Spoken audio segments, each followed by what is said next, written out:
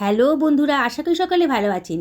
আজকে করলার একটা নতুন রেসিপি নিয়ে এসে হাজির হয়েছি। একেবারে নতুন ধরনের নতুন স্বাদের রেসিপি। অনেকেই কিন্তু করলা খেতে একেবারে পছন্দ করেন না, কিন্তু এইভাবে যদি করলা বানান তাহলে কিন্তু সবাই চেয়ে চেয়ে খাবে। ছোটরাও চেয়ে চেয়ে খাবে, একটুও তেতো হবে না আর অসম্ভব টেস্টি হবে। এক থালা গরম ভাত কিন্তু এটা দিয়ে খাওয়া হয়ে যাবে। আমি এখানে 250 গ্রাম মতো করলা নিয়েছি। করলাকে আগে থেকে ভালো করে ধুয়ে পরিষ্কার করে নিয়েছি। করলার বোটার দিকটা আর মাথার দিকটা কেটে বাদ দিয়ে দিয়েছি, আর করলাগুলোকে মাঝখান দিয়ে একটু চিড়ে চিড়ে দিচ্ছি। এইভাবে চিড়ে দিলে করলাটা তাড়াতাড়ি সেদ্ধ হয়ে যাবে। আমি সমস্ত করলাগুলোকেই একইভাবে রেডি করে নিলাম। আমি এখানে দুখানা পেঁয়াজ নিয়ে নিয়েছি, মাঝারি সাইজের পেঁয়াজ। পেঁয়াজের খোসাটাকেও কেটে নিয়ে পেঁয়াজটাকে দেখুন ওপর থেকে একটু কাট লাগিয়ে দিচ্ছি। এইভাবে কাট লাগিয়ে দেবেন। হয়ে গেছে, সরিয়ে রাখলাম।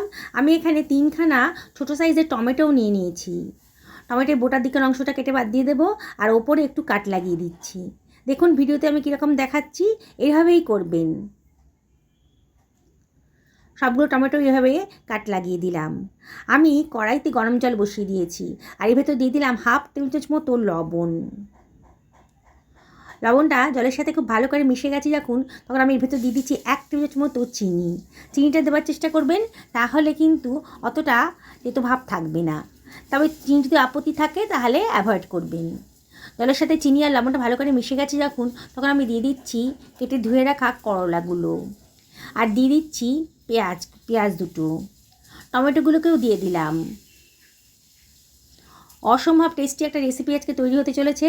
একখানা গোটা রসুনও দিয়ে দিলাম, আর 1 ইঞ্চি পরিমাণ আদাও দিয়ে দিলাম, আর দিয়ে দিচ্ছি কতগুলো শুকনো লঙ্কা। দিয়ে এগুলোকে আমি একটু ভাপিয়ে নেব। এটাকে আমি ঢাকা দিয়ে মিনিট 5-6 রান্না করে নেব হাই ফ্লেমে। 5-6 মিনিট বাদে ঢাকাটা তুলে দিয়েছি। দেখুন, দেখেই মনে হচ্ছে অনেকটাই নরম হয়ে গেছে। টমেটোটাও কিন্তু বেশ নরম হয়ে গেছে, খোসাটাও ফেটে ফেটে গেছে, বোঝাই যাচ্ছে অনেকটাই সেদ্ধ হয়ে গেছে। এবার একটা স্ট্রেনারের সাহায্যে আমি এগুলোকে তুলে রাখছি। অন্য একটা পাত্রের ভেতর তুলে নেব, একটু ঠান্ডা করতে দেব। অসম্ভব টেস্টি একটা করলার রেসিপি আজকে তৈরি হয়ে যাবে। আপনারা ভাবতেও পারবেন না এত সোজা প্রসেসে এত সুন্দর একটা রেসিপি তৈরি হতে পারে। বেশ ঠান্ডা হয়ে গেছে যখন, আমি করলাগুলোকে মাঝখান দিয়ে কেটে নিচ্ছি। এবার ভেতরে দানাগুলো যদি মোটা মোটা থাকে, শক্ত থাকে, তাহলে দানাগুলো ফেলে দেবেন, আর যদি কচি থাকে তাহলে এগুলো রেখে দেবেন।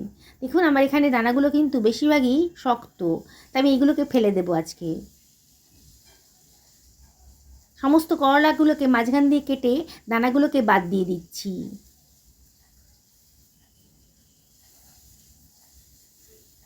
এইভাবে সমস্ত করলাগুলোকে আমি রেডি করে নেব। তারপরে করলাগুলোকে আমি কুচি কুচি করে কেটে নিচ্ছি। খুব পাতলা পাতলা ছোটো ছোটো করে কেটে নেব। সমস্ত করলাগুলো কাটা হয়ে গেছে, সরিয়ে রাখছি। এবার আমি পেঁয়াজটাকেও কেটে নিচ্ছি। সেদ্ধ হয়ে গেছে, পেঁয়াজটা অনেকটাই নরম হয়ে গেছে, কেটে নিচ্ছি।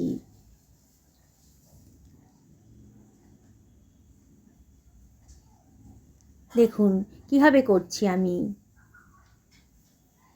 সমস্ত পেঁয়াজগুলো কাটা হয়ে গেল, সরিয়ে রাখলাম। এবার লঙ্কার বোটাগুলোকে আমি ফেলে দেব, ছাড়িয়ে নিয়ে ফেলে দিচ্ছি। রসুনটা সেদ্ধ হয়ে গেছে তো, তাই খোসা ছাড়াতে বেশি সময় লাগবে না। রসুনের কোয়াগুলো খোসা থেকে বাদ দিয়ে দিচ্ছি। দেখুন খোসাটা ফেলে কোয়াগুলো নিয়ে নেব, খুব তাড়াতাড়ি হয়ে যাবে। সমস্ত রসুনটাকেই আমি কোয়াগুলো নিয়ে নিলাম, রসুনের কোয়াগুলো নিয়ে নিলাম। আর টমেটোর খোসাটাও দেখুন কত সহজেই কিন্তু ছাড়ানো যাচ্ছে, সেদ্ধ হয়ে গেছে তো, এইভাবে ছাড়িয়ে নিলাম খোসাটা।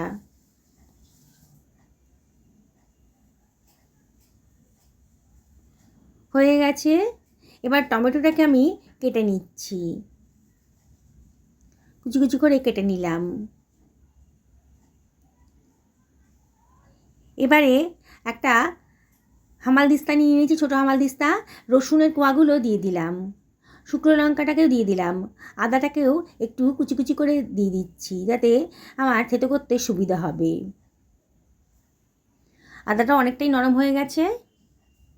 এবার হামালদিস্তা দিয়ে আমি এগুলোকে একটু থেতো করে নেব। মিক্সার গ্রাইন্ডারে দেবো না, একটু দরদরা মতো রাখবো, সেই জন্যেই আমি এটাকে হামালদিস্তা দিয়ে থেতো করে নিচ্ছি, তাহলে কিন্তু বেশি টেস্টি হবে। দেখুন হয়ে গেছে, দেখুন একটু দানা দানা মতো হয়েছে, দরদরা মতো হয়েছে। এবার এটাকে আমি সরিয়ে রাখছি। আমি গ্যাস ওভেনে একটা কড়াই গরম করতে দিয়ে দিয়েছি, আর তার ভেতর দিয়ে দিচ্ছি 2 টেবিল চামচ মতো সর্ষের তেল। আজকে রান্নাটা সর্ষের তেলেই করলেই বেশি টেস্টি হবে। তেলটা যখন গরম হয়ে গেছে তখন কেটে রাখা করলাগুলো আমি দিয়ে দিচ্ছি এর ভেতরে, আর দিয়ে দিলাম 1/2 টেবিল চামচ মতো লবণ। এবারে এর ভেতরে দিয়ে দিচ্ছি 1/4 টেবিল চামচ মতো হলুদের গুঁড়ো দিয়ে এবার এটাকে হাই ফ্লেমে একটুখানি ফ্রাই করে নেব। বারে বারে কিন্তু নাড়াচাড়া করতে হবে যাতে পোড়া না লেগে যায়। হাই ফ্লেমে এটাকে একটু ফ্রাই করে নিচ্ছি।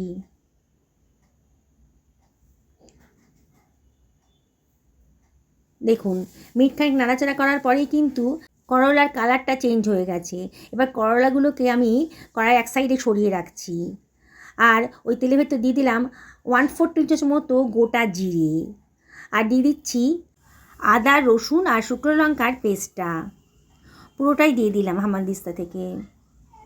দিয়ে এটাকে একটু ভাজা ভাজা মতো করে নিচ্ছি ওই তেলের ভেতরেই, একই কড়াইতেই করে নিচ্ছি, তাহলে আমার সুবিধা হবে। দেখুন সাইড করে এটাকে একটুখানি ভাজা ভাজা মতো করে নেবো নাড়াচাড়া করে, তারপর সব কিছু করলার সাথে মিশিয়ে দিচ্ছি। অসম্ভব টেস্টি একটা রেসিপি আজকে তৈরি হতে চলেছে। এবার আমি দিয়ে দিচ্ছি কেটে রাখা পেঁয়াজ আর টমেটোটা, দিয়ে সব কিছু আবারও খুব ভালো করে মিশিয়ে নিচ্ছি। আগে হয়তো এরকম ধরনের রেসিপি আপনারা কোনো দিনই খাননি, একবার যদি বানিয়ে খান না তাহলে কিন্তু করলা আনলে পরেই আপনাদের মনে হবে এই রেসিপিটা বানিয়ে খাই, এতটাই টেস্টি। বাড়ির ছোটো থেকে বড় সবাই কিন্তু চেয়ে চেয়ে খাবে। এবার দিয়ে দিলাম 1/2 টেবিল চামচ মতো লবণ, আর দিয়ে দিলাম 1/4 টেবিল চামচ মতো হলুদের গুঁড়ো, আর দিয়ে দিচ্ছি 1/4 টেবিল চামচ মতো লঙ্কার গুঁড়ো। এটি ঝাল ঝাল হলে খেতে ভালো লাগবে। সব কিছু আবারও ভালো করে মিশিয়ে নিচ্ছি। যেসব বন্ধুরা রেসিপিটা দেখছেন অথচ এখন আমাকে সাবস্ক্রাইব করেননি, তাদের কাছে আমি একান্ত রিকোয়েস্ট করছি আমার চ্যানেলটা সাবস্ক্রাইব করার জন্যে। ঢাকা দিয়ে মিনিট 5 রান্না করে নেব মিডিয়াম টু হাই ফ্লেমে। 5 মিনিট বাদে দেখুন, দেখেই মনে হচ্ছে অনেকটাই নরম হয়ে গেছে। মাঝে মাঝে কিন্তু ঢাকা তুলে একটু নাড়াচাড়া করে দেবেন, নাহলে কিন্তু পোড়া লেগে যেতে পারে। সব কিছু খুব ভালো করে মিশিয়ে নিচ্ছি। দেখুন কত সুন্দর দেখতে লাগছে, দারুণ সুন্দর দেখতে লাগছে, দেখেই কিন্তু খেতে ইচ্ছা করবে। এবার এর ভিতরে আমি দিয়ে দেব খানিকটা ধনেপাতা কুচি, খুব সুন্দর টেস্টটা আসবে। আবারও সব কিছু খুব ভালো করে মিশিয়ে নিচ্ছি। যেসব বন্ধুরা ফেসবুক থেকে দেখছেন তাদেরকে আমি রিকোয়েস্ট করব আমার পেজটা ফলো করার জন্যে। সব কিছু খুব ভালো করে মিশিয়ে নিলাম, আমার কিন্তু রেডি হয়ে গেছে। গরম ভাতের সাথে এরকম একটা রেসিপি থাকলে কিন্তু আর কি চাই।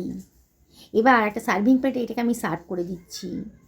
একবার খেয়ে দেখুন, বারে বারে মনে হবে যে এই রেসিপিটা বানিয়ে খাই, এতটাই টেস্টি। দেখুন কত সুন্দর দেখতে লাগছে, কতটা লোভনীয় হয়েছে, দেখেই কিন্তু বানাতে ইচ্ছে করবে। আর করলা খাওয়া কিন্তু স্বাস্থ্যের পক্ষে ভীষণই ভালো। দেখুন কতটা সুন্দর দেখতে লাগছে।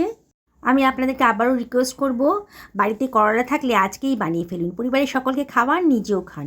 সুস্থ থাকুন, ভালো থাকুন, নমস্কার।